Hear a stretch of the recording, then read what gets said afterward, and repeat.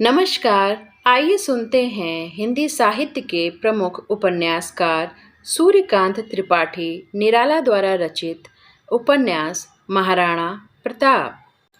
अगर आपको कहानी पसंद आए तो चैनल को लाइक, शेयर और सब्सक्राइब करना ना भूलें। धन्यवाद।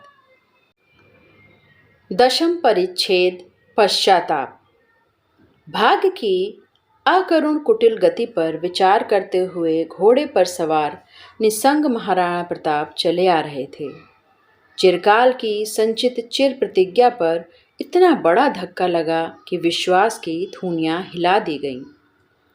प्रताप सोचने लगे, जिन वृद्ध पिताओं की सेवा के लिए उनका एकमात्र पुत्र बचा रहा था, अब वे किस दशा में होंगे। उन्होंने तो सहर्ष देश की रक्षा के लिए पुत्र को लड़ने की आज्ञा दे दी थी, फिर इस विषमय परिणाम का भोग उन्हें क्यों करना पड़ा। अवश्य ये धर्म सब वाहियात है। फिर सोचते, नहीं, कर्तव्य पर विचार नहीं चलता, कर्तव्य की समालोचना भी नहीं हो सकती। फल की आकांक्षा रखनी ही नहीं चाहिए। जो कुछ किया गया कर्तव्य के विचार से ही किया गया, आगे भी वैसा ही किया जाएगा। प्रताप अनेक प्रकार के वाग्जाल में भूत और वर्तमान की समालोचना में फंसते फंसाते चले जा रहे थे। संध्या की अंतिम किरण पड़ रही थी। आज प्रताप की पूर्ण पराजय हुई है। आज वे एक साधारण परिस्थिति के मनुष्य हैं। कल तक वे राज्य चिन्हों की धारण करते थे, परंतु आज एक दिन की प्रलय में उनके ऐश्वर्य का ध्वंस हो गया। वह छाया की तरह विलीन हो गया। मानो यही अंधकार सत्य है, जिसमें अतिरंजना कोई नहीं। 22,000 सेना के नायक को आज एक साथी भी नहीं मिला। आज उनके साथ कोई शरीर रक्षक भी नहीं है। इस युद्ध में शक्ति सिंह भी थे। उन्होंने लड़ाई नहीं की, परंतु आदि से अंत तक राजपूतों का युद्ध उन्होंने अवश्य देखा था। राजपूतों की निर्भीकता, अगणित सेना के बीच में क्षत्रियत्व का शौर्य दर्शन, देश की रक्षा के लिए हंसते हुए वीर गति को प्राप्त करना, घिर कर भी धैर्य को न खोना, यह सब गुण देखकर शक्ति सिंह मुग्ध हो गए थे। देश की इस भयंकर परिस्थिति के समय वे उसके किसी कार्य में न आए, इसका उन्हें हार्दिक दुख हुआ।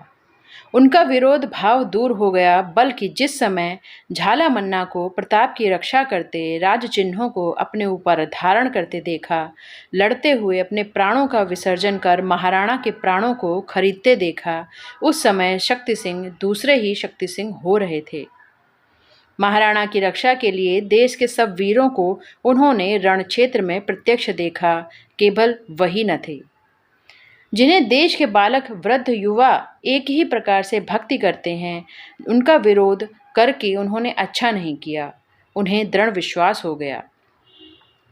उनकी दृष्टि महाराणा पर ही लगी। जब राजपूतों का विनाश हो चुका, बची हुई सेना को युद्ध बंद कर आत्मरक्षा करने की आज्ञा दी गई, तब भी उनकी दृष्टि प्रताप पर लगी हुई थी। जब चेतक पर महाराणा निसंग एक ओर को चल दिए, उस समय भी उन्होंने महाराणा को देखा। इसके पश्चात मुगल सरदारों में भी युद्ध की चर्चा होने लगी। हल्दी घाटी के भयानक समर में पराजित होने पर भी शत्रुदल प्रताप की शूरता की प्रशंसा करने लगा। उनके प्रधान शत्रुओं ने स्वीकार कर लिया कि इतना बड़ा वीर उन्होंने कभी नहीं देखा। शत्रुओं के मुख से भी प्रशंसा वाक्य निकलने लगे। शक्ति सिंह ने भी वह सुना। यूँ तो वह पहले ही अपनी प्रतिहिंसा और अपमान का भाव भूल गए थे, परंतु अब पूर्ण मात्रा में प्रताप के प्रति उनका भक्ति भाव उदित हो गया था। वे मन ही मन कहने लगे, हाय, एक राजपूत मैं भी हूँ। कितना गर्व था उन वीरों को मृत्यु का। हंस रहे थे, मानो मृत्यु का उन्हें बिल्कुल भय ही ना था। मेवाड़ का कोई भी गांव नहीं बचा जहाँ से देश की रक्षा के लिए वीर सिपाही ना आए हों, और मैं मेवाड़ के राजवंश का मनुष्य हूँ। हे ईश्वर, यह इतना घोर पतन! जहाँ और लोगों ने अपने प्राण देकर प्रताप की रक्षा की, वहीं बगल में रहकर भी मैं उनके लिए लड़ न सका। और मैं प्रताप का भाई हूँ। लेकिन बस, जो होना था हो चुका। अब मैं फिर इस रेगिस्तान से गंगा की निर्मल धारा बहाऊंगा। हे ईश्वर, मेरा उद्धार करो। मेरी आत्मा को शक्ति दो, स्वतंत्रता दो, देश के लिए मरना सिखलाओ। शक्ति सिंह बच्चों की तरह रोने लगे। पूर्व की स्मृतियों ने जोर मारा। पवित्र रक्त ने अपना प्रभाव दिखलाया। शक्ति सिंह के हृदय से विद्वेष बिल्कुल दूर हो गया। इस समर भूमि में देश के लिए वे कुछ न कर सके थे, बल्कि देश की स्वतंत्रता का हरण करने के लिए ही आए थे। ईश्वर से रोते हुए उन्होंने प्रार्थना की। ईश्वर ने तत्काल उनका मनोरथ पूरा किया। जब सिपाहियों को युद्ध बंद कर प्राण बचाने की आज्ञा दे महाराज ने पहाड़ की राह ली, उस समय उनकी दृष्टि बचाकर उनके प्राण लेने के लिए 2 मुगल सिपाही उनके पीछे लगे। एकाएक शक्ति सिंह की प्रार्थना मंजूर करने के लिए ईश्वर ने उन्हें मौका दिया। उन मुगल सिपाहियों पर इनकी दृष्टि पड़ गई। हृदय क्षुब्ध हो उठा। भाई के प्रति सहस्त्र धारों में भक्ति का सोता फूट निकला। वे स्थिर न रह सके। उन्होंने भी घोड़ा बढ़ाया और वैसे ही फिरकर उन सिपाहियों का पीछा किया। मन ही मन शक्ति सिंह ने ईश्वर को धन्यवाद दिया।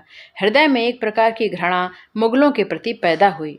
कहने लगे, युद्ध समाप्त होने के बाद राजपूत शत्रु पर कभी भी वार नहीं करते, मौका पाने पर भी उसे छोड़ देते हैं। परंतु यह कितनी बड़ी नीचता है कि इस संध्या के समय भी इन राक्षसों के हृदय से पैशाची प्रवृत्ति का अंत नहीं हुआ। आज इन राक्षसों को इन्हीं की शिक्षा देनी है, इन्हीं के अस्त्र से इनका अंत करना है, अन्यथा मैं भी तो राजपूत हूँ। संध्या के समय इनके प्राण मैं अवश्य ही न लेता। प्रताप, तुम मेवाड़ के सूर्य हो। आज मेघों के प्रभाव से तुम्हारी किरण कुछ काल के लिए ढक जरूर गई है, परंतु वह चिरंतर, अमर, स्वर्गीय और आवश्यक अनावश्यक मेघों का अंत एक दिन अवश्य होगा। तब तुम्हारी स्वर्गीय ज्योति भी चमक उठेगी, छिपी न रहेगी। उसकी संसार को आवश्यकता है। प्रताप, तुम इतने महान हो। आश्चर्य है कि तुम्हारे नाम में इतनी शक्ति है, तुम्हारी हार में भी विजय है। तुम अद्भुत मनुष्य हो। मैं मूर्ख था। स्वतंत्र देश के आदर्श देवता को मैंने नहीं समझा। शक्ति सिंह आवेश में तरह तरह की कल्पनाएं करते हुए चले जा रहे थे। प्रताप का हृदय भग्न हो चुका था। तमाम चेहरे पर निराशा का राज्य था। स्वतंत्रता की वेदी पर अपना सर्वस्व रखकर जैसे रिक्त हृदय से जा रहे हों, जैसे बदले में उन्हें कुछ भी प्राप्ति न हुई हो। वह अन्य मनस्क हो रहे थे। चेतक भी थक गया था। धीरे धीरे चिंता करते हुए प्रताप चले जा रहे थे। उन्हें लक्ष्य कर उनके पीछे 2 मुगल भी थे। प्रताप को पीछे से किसी के आने की आहट भी न मिली। वे इसी प्रकार से अपने विचार तरंगों में तल्लीन हो रहे थे। वे दोनों प्रताप के बिल्कुल नजदीक आ गए, परंतु फिर भी प्रताप को कुछ मालूम न हुआ। शक्ति सिंह कुछ दूर पर थे। ईश्वर ने प्रताप की मदद की। सामने एक पहाड़ी नदी पड़ी। प्रताप का घोड़ा चेतक एक ही छलांग में नदी पार कर गया, परंतु मुगलों के घोड़े कमजोर थे। उन्हें नदी पार करने में कुछ देर लग गई। तब तक शक्ति सिंह और नजदीक आ गए। मुगलों ने नदी पार करके फिर प्रताप का पीछा किया और उनके बहुत पास पहुंच गए। लड़ाई में प्रताप का सर्वांग शस्त्रों से छत विछत हो रहा था। घावों से खून का फव्वारा छूट रहा था। ऐसी ही दशा चेतक की भी थी। इसी परिस्थिति में मुगल उनका पीछा कर रहे थे। मुगल इस प्रकार प्रताप को बिल्कुल करीब पहुंच गए। शक्ति सिंह ने सोचा कि कहीं ऐसा ना हो कि फिर जीवन भर के लिए पछतावा रह जाए, इसलिए प्रताप को होशियार कर देना चाहिए। उन्होंने उच्च स्वर से आवाज लगाई, हो नीला घोड़ा सवार प्रताप चौके। फिर कर देखा तो 2 मुगल आ रहे थे। प्रताप को आश्चर्य हुआ कि मेरी भाषा में किसने मुझे सतर्क किया। ये तो मुगल हैं। इस निर्जन भूमि में राजपूत गले की आवाज कहाँ से आई। प्रताप संदेह कर रहे थे कि शक्ति सिंह घोड़ा बढ़ाकर मुगलों के बिल्कुल पास पहुंच गए और देखते देखते दोनों का काम तमाम कर दिया। प्रताप ने मुगलों को गिरते हुए देखा। फिर उनकी दृष्टि शक्ति सिंह पर पड़ी। घृणा से सर्वांग कुंचित हो उठा। वे इस निश्चय पर पहुंचे कि इन 2 मुगलों को मारने का कारण इसके सिवा और कुछ नहीं कि शक्ति सिंह अपने हाथों मुझे मारकर बदला चुकाना चाहता है, जबकि वह भी मुगलों की तरफ हो सकता है। इसके सिवा मुगलों को मारने का कोई और कारण नहीं। प्रताप के नेत्र सजल हो आए। मन में कहा, हाय रे मनुष्य, तुम्हारे भीतर इतनी नीच भावना भी रह सकती है। मुझे हर तरह से पिसा हुआ हत सर्वस्व, परिश्रांत और विक्षत शरीर देखकर बदले के लिए इससे अच्छा अवसर शक्ति सिंह को नहीं सूझा। ईश्वर की इच्छा पूर्ण हो। प्रताप ने एक सांस ली। निराशा की विषाक्त क्रिया से सर्वांग जर्जर हो रहा था। अब तक शक्ति सिंह बहुत समीप आ गए थे। उन्हें देखकर प्रताप ने कहा, आओ शक्ति सिंह, इससे अच्छा अवसर तुम्हें न मिलेगा। बदले के लिए तुम्हें बहुत हैरान होना पड़ा। आज देश और स्वतंत्रता के छूटने के साथ तुम्हारे हाथ से भी प्राण भी निकलें, यज्ञ में पूर्णाहुति भी हो जाए। मेवाड़ का नाम अब भारत के हृदय से मिट जाना ही अच्छा है। आओ, मैं तैयार हूं। शक्ति सिंह पर एकाएक जैसे सहस्त्र अस्त्रों का प्रहार हुआ हो। वे कांप उठे। उनकी भक्ति की परीक्षा शुरू हो गई। आंखों में अंधेरा छा गया। दुख और क्षोभ से हृदय बैठ गया। घोड़े से उतरकर वे कटे हुए वृक्ष की तरह प्रताप के पैरों पर गिरकर बेहोश हो गए। प्रताप ने भाई को गोद में उठा लिया। अब शक्ति सिंह के हृदय का हाल छिपा न रहा। अपने शब्दों के लिए प्रताप को लज्जा आई। उनके कटे हुए घावों से खून की कुछ बूंदें शक्ति सिंह के ललाट पर टपक पड़ीं। शक्ति सिंह जागे। नेत्रों से आंसुओं की अनर्गल धारा बह चली। मृत से एक शब्द भी ना निकला। एक दृष्टि से प्रताप को देखते रहे। भक्ति, करुणा और प्रार्थना से मिली हुई उस दृष्टि का अर्थ प्रताप समझ गए। दुख और निराशा के स्वर से प्रताप ने कहा, भाई, अब कुछ नहीं रहा। क्षण भर में मेवाड़ की रही सही शक्ति भी नष्ट हो गई। शक्ति सिंह फिर भी न बोले। आप उनका मस्तक अवनत हो गया। प्रताप ने बड़े प्रेम से छोटे भाई को हृदय से लगा लिया। युद्ध के बाद यह उन्हें प्रथम शांति मिली थी। एक दृष्टि से निश्चल वृक्ष समूह भाइयों का यह सप्रेम आलिंगन देख रहा था। एक झोंका हवा का आया और उन्हें कुछ शांति मिली। आनंद से पल्लव नृत्य करने लगे। शक्ति सिंह बालक की तरह प्रसन्न हो गए। प्रताप ने कहा, शक्ति, अब राजपूतों का उत्थान होना कठिन है। देश की दुर्दशा क्या हमें ही देखनी बदी थी? पराजय के पश्चात अब दुर्बल प्रजा पर यवनों का न जाने कितना कठोर अत्याचार होगा। विधाता की यही इच्छा थी, नहीं तो हम हारते ही क्यों? प्रताप की आंखें भर आईं। सर्वांग से रुधिर की धारा बह चली। शक्ति सिंह ने कहा, भैया, आप क्या कहते हैं? इस संग्राम में आपकी विजय हुई है, बल्कि विजय से भी बढ़कर कोई शक्ति मनुष्य के हृदय को पराजित करने वाली है, तो आपने उसी शक्ति को प्राप्त किया है। शत्रुओं में आपकी जितनी प्रशंसा हो रही है, आज तक भारतवर्ष के किसी वीर की उतनी प्रशंसा नहीं हुई। सेनापति से लेकर साधारण सिपाही भी यह स्वीकार करते हैं कि इतना बड़ा वीर हिंदुस्तान में नहीं है जिसे मरने का बिल्कुल भी खौफ न हो। भैया, तुमने अपने शत्रुओं के हृदय में घर कर लिया है और मुझ जैसे अधम क्रूर मन पर भी अपनी महत्ता का प्रभाव डालकर रास्ते पर ले आए हो। इस युद्ध में आपकी विजय हुई है। हर्षातिरेक से प्रताप के घावों से फिर खून का फव्वारा छूटा। प्रताप ने कहा, शक्ति सिंह, हमारा हृदय दुर्बल हो गया था। हम समझते थे कि सत्य का बल समय पर काम नहीं देता। तुम्हारे शब्दों से हमारी दुर्बलता जाती रही। हम अपनी प्रतिज्ञा पर अटल रहेंगे। ईश्वर तुम्हारी इच्छा विचित्र है। भैया, आप अपने व्रत पर डटे रहिए। आपके जीवन से देश भर में जीवन का संचार होगा। आपका आदर्श देश के उत्थान का सहायक होगा। इस समय आप ही हिंदुओं के मुकुटमणि और मुसलमानों की सत्ता का तिरस्कार करने वाले हैं। आपके विचलित हो जाने पर देश और धर्म की मर्यादा जाती रहेगी। अब अधिक देर तक यहाँ ठहरना मेरे लिए अनुचित है। सलीम को संदेह होगा। उससे मिलकर मैं शीघ्र ही आपकी सेवा के लिए हाजिर होऊंगा। शक्ति सिंह के इन शब्दों को सुनकर प्रताप ने उन्हें जाने की आज्ञा दी।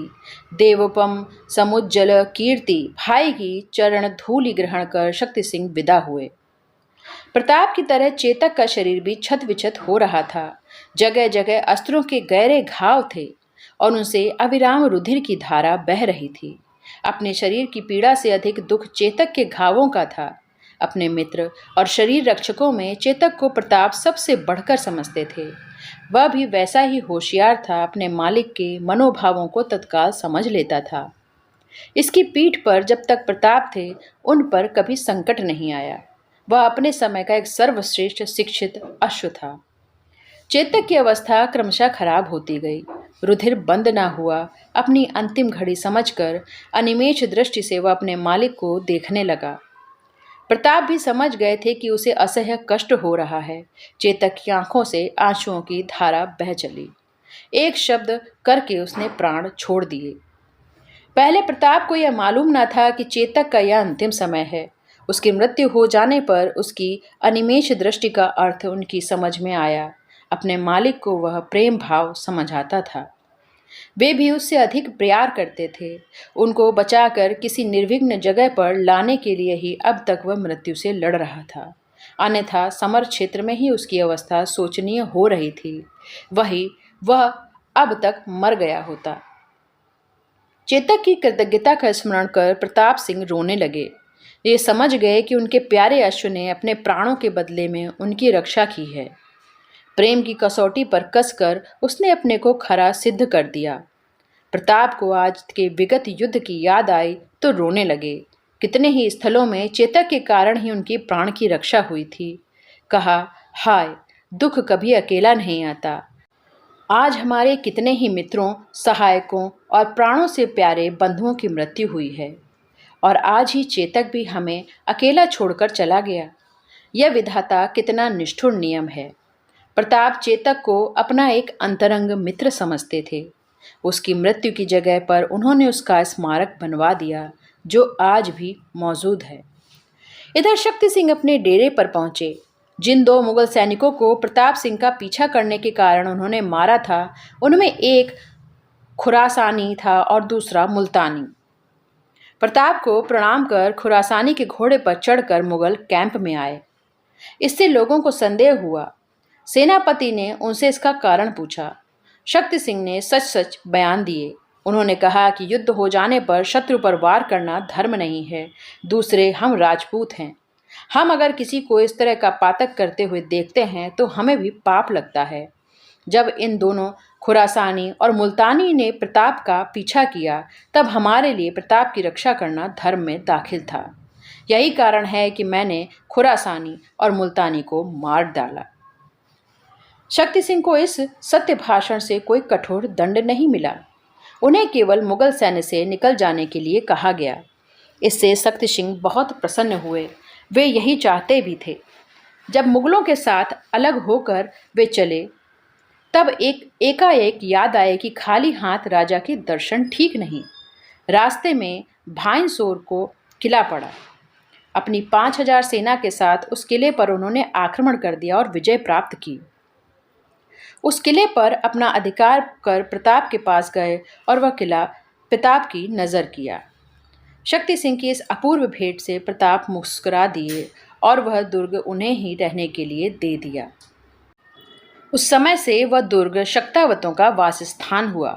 प्रताप की माता का शक्ति सिंह पर प्यार अधिक था क्योंकि शक्ति सिंह छोटे थे, इसलिए वे शक्ति सिंह के साथ उसी दुर्ग में रहने लगीं। और क्योंकि मेवाड़ की राजमाता बाईजी राज के नाम से पुकारी जाती हैं, इसलिए उस कुल की स्त्रियों की बाईजी राज की हो उपाधि रही। शक्ति सिंह के आने से मेवाड़ वासियों का एक नई शक्ति मिली और उनसे महाराणा को भी अनेक प्राप्ति हुई। एकादश परिच्छेद पति पत्नी। मैं बीकानेर का राजकुमार हूँ, एक बहुत बड़े राज्य का मालिक, परंतु आज काल के कुटिल चक्र में पड़कर दिल्ली के बादशाह का कैदी हूँ। मेरी स्वतंत्रता के द्वार पर सोने की सांकल डाल दी गई है। कल्पना के पंख कतर लिए गए हैं। अब मुक्त रूप से प्रभात के स्वर्णाकाश में उड़ने नहीं पाता। पिंजरे में डाल दिया गया हूँ। अनंत सौंदर्य अब मेरे लिए स्वप्न है और सत्य है सीमा की क्षुब्ध बहुभाव संकुल क्षुद्र जल्पना। हल्दी घाटी का महासमर समाप्त हो गया। धन्य प्रताप, धन्य है तुम्हारा स्वतंत्रता प्रेम और धन्य है तुम्हारे सहायक जिन्हें अपने प्राण भी स्वतंत्रता की रक्षा के लिए अपदार्थ से मालूम हुए। आज मेवाड़ पर कितनी बड़ी विपत्ति है। हाय, इस युद्ध में मैं एक पद्य भी न लिख सका। मन में वैसी स्फूर्ति होती ही नहीं कि लिख सकूं। संकल्प ही संकल्प करता हूँ। हृदय के एक कोने में उसकी आभा विकसित नहीं होती, तत्काल दूसरे कोने में विलीन हो जाती है, जैसे किसी ने मेरी शक्ति ही हर ली हो। हिंदुओं पर कितनी बड़ा अन्याय, कितना घोर अत्याचार हो रहा है। अपने कमरे में चुपचाप बैठे हुए कविवर पृथ्वीराज विचार कर रहे हैं। आज इतनी चिंता किस बात की है? उनकी पत्नी सुंदरी भीतर से कहती हुई निकली और उनकी बगल में बैठ गईं। नहीं, कोई खास बात नहीं है, कुछ विचार कर रहा हूँ, पृथ्वीराज ने अन्यमनस्क होकर कहा। विचार तो तुम करते ही रहते हो, परंतु इतना विचार भी करना अच्छा नहीं। आजकल तुम दुर्बल बहुत हो गए हो, चेहरे का रंग फीका पड़ गया है। देखो, मैं जब तुम्हें देखती हूँ तुम्हारा चेहरा उदास रहता है। क्या बात है? सुंदरी हाथ पकड़कर आग्रह से पति को देखने लगी। कह तो दिया, हमारे दुर्भाग्य की सिवा विशेष बात और कुछ भी नहीं है। पति ने उसी तरह चिंतित भाव से कहा। देखो, तुम्हें मेरी भी कसम है, सच कहो, आजकल कुछ दिनों से तुम बहुत उदास रहा करते हो। मेरे मायके से बुरा हाल तो नहीं आया? सुंदरी की आंखें सजल हो आईं। तुम्हारे मायके का बड़ा बुरा हाल है सुंदरी, पृथ्वीराज की आवाज भर्राई हुई थी।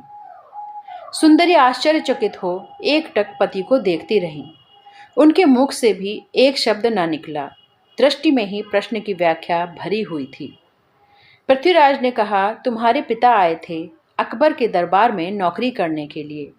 सुंदरी ने पति का हाथ छोड़ दिया। घृणा से सर्वांग संकुचित हो गया। मेरे पिता यहाँ अकबर के दरबार में नौकरी करने के लिए? हाँ, तुम्हारे पिता शक्ति सिंह अकबर के दरबार में नौकरी करने के लिए। कारण? सुंदरी ने कुछ वक्त स्वर से पूछा। प्रताप से उनका विवाद हो गया था। प्रताप ने उन्हें अपने राज्य से बाहर निकाल जाने की आज्ञा दी।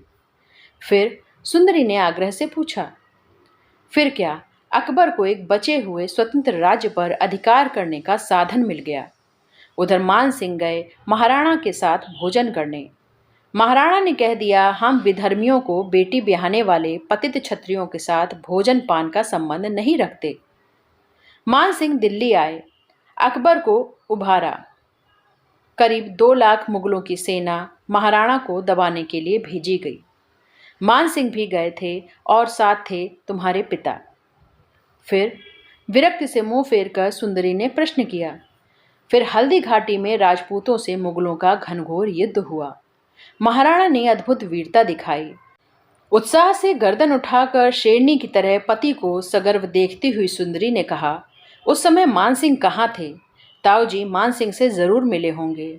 हाँ, मान सिंह बच गए, महावत मारा गया, हाथी मान सिंह को लेकर भाग गया। सुंदरी पति से और सटकर बैठ गई। हाँ, फिर आग्रह से पूछा। मुगलों की सेना बहुत बड़ी थी। 22,000 राजपूत 2 लाख मुगलों से लड़ रहे थे। झाला मान्ना, राम सिंह और उनके सैकड़ों राजपूत बचे। शाम भी हो आई थी। महाराणा ने युद्ध बंद कर दिया। चिंता युक्त होकर और पिताजी ने क्या किया? अब वे महाराणा से मिल गए हैं। 2 मुगल महाराणा के पीछे लगे थे। उन्हें इन्होंने मारा और महाराणा प्रताप से अपने अपराध के लिए क्षमा प्रार्थना की। अब वे भाईंसारे के किले पर अधिकार कर बाईजी राज के साथ वहां रह रहे हैं। हे ईश्वर! सुंदरी के हृदय पर से जैसे एक बोझ उतर गया। हिंदुओं के ये बड़े ही बुरे दिन हैं। अकबर की धूर्तता को हिंदू नरेश यथार्थ सत्य समझे हुए हैं। वे नहीं जानते कि यह पर्दे के अंदर शिकार खेलता है। बिना युद्ध के ही तमाम राजपूतों को इनसे वशीभूत कर रखा है। अपना विवाह भी राजपूत घराने में किया। उच्चता की अभिलाषा हद तक पहुंची और कहीं से इसको बाधा भी नहीं मिली। यदि आज महाराणा न होते तो हिंदुओं पर यह इच्छानुसार कानून के बोझ लादता जाता और वे स्वीकार भी कर लेते। हाय रे भारतवर्ष! लोभ के वशीभूत होकर आज कितनी नीचता हिंदू जाति तुम्हारे पवित्र वक्ष पर कर रही है। पृथ्वीराज आप ही आप कहते गए। एकाएक सुंदरी को देखकर नौरोज भी तो अब आ गया होगा। हाँ, वैश्या की तरह बन ठन कर जाना मुझे नहीं पसंद आता। पराधीनता का अर्थ यही है सुंदरी। न जाने क्यों मैं जाती तो हूँ, पर मारे भय के मेरा सर्वांग कांपता रहता है। दाल में काला जो है यह खुशी का दिन नहीं। इस दिन हिंदुओं के पर्दे के अंदर बादशाह का आक्रमण होता है। आक्रमण? कैसा आक्रमण? आश्चर्य से सुंदरी ने पूछा। भेड़ की तरह राजपूतों को अपनी यज्ञशाला में उन्होंने डाल ही रखा है। उनमें कान पूंछ हिलाने की ताकत नहीं रह गई। अब स्त्रियों के सतीत्व बल पर भी बादशाह विजय प्राप्त कर रहे हैं और उन स्त्रियों के साथ बादशाह के गुप्त समय का ही नौरोज है। ये राजपूत स्त्रियों के सतीत्व की परीक्षा का दिन है सुंदरी। पृथ्वीराज क्षुब्ध हो गए। सुंदरी उनकी भावभंगी देखने लगी। तो अब मैं कदापि न जाऊंगी, भय विकंपित स्वर से सुंदरी ने कहा। जाओगी क्यों नहीं? जाना जरूरी है, नहीं तो तुम्हारे पति पर विपत्ति आएगी। बादशाह नाराज हो जाएंगे। धर्म अपने साथ ही है, तुम उसकी रक्षा करोगी तो वह तुम्हारी रक्षा अवश्य करेगा। पृथ्वीराज ने अविचल स्थिर कंठ से कहा, जाने में क्या भय है, सतर्क रहना और अपनी रक्षा का समुचित उपाय करना। उपन्यास का एकादश परिच्छेद यहाँ समाप्त होता है। अगले परिच्छेद इसी चैनल पर आपको आगे मिलते रहेंगे। कृपया चैनल को लाइक, शेयर और सब्सक्राइब करना ना भूलें। धन्यवाद।